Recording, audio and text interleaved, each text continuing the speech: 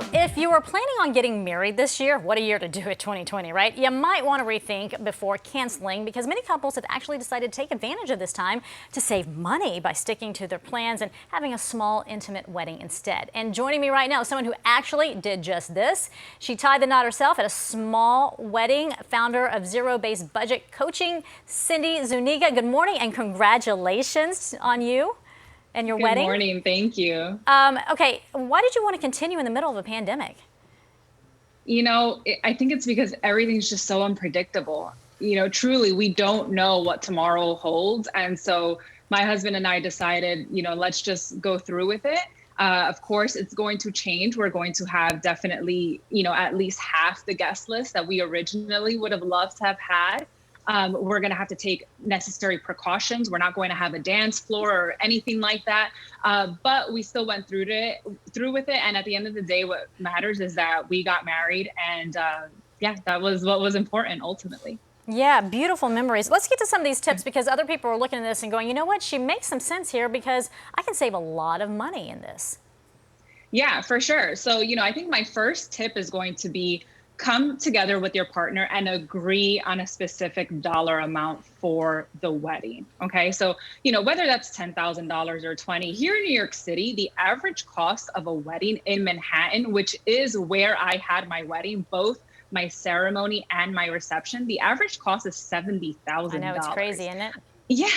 So, you know, we certainly didn't want to spend anywhere near that amount, but we did come together and agree on a fixed dollar amount, just so that we can also set expectations for, you know, how we're going to spend, what we are willing to spend on, and how we're going to cut costs if necessary. What is this tip number 2, sinking fund? What is that? Yeah, so a sinking fund is basically a short-term savings account.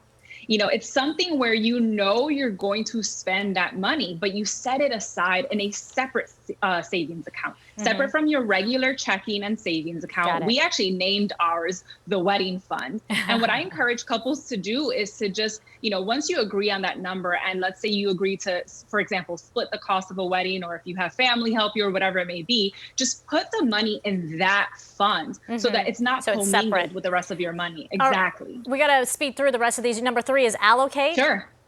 Yeah, 5% of your wedding should go to a miscellaneous category, because something will come up. It always does. For me, it was my dress alterations. It was much more expensive than I thought.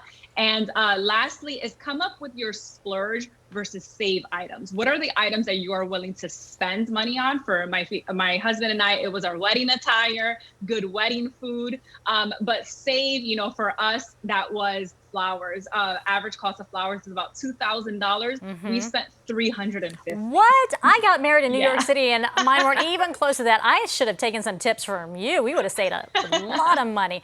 All right, thank you. These are great tips, and folks who want to get married, they still can. Beautiful memories, and you can save some money in the meantime. Thank you. We appreciate it. And again, congratulations on your wedding and your marriage. Thanks so much. There you go. 9:40.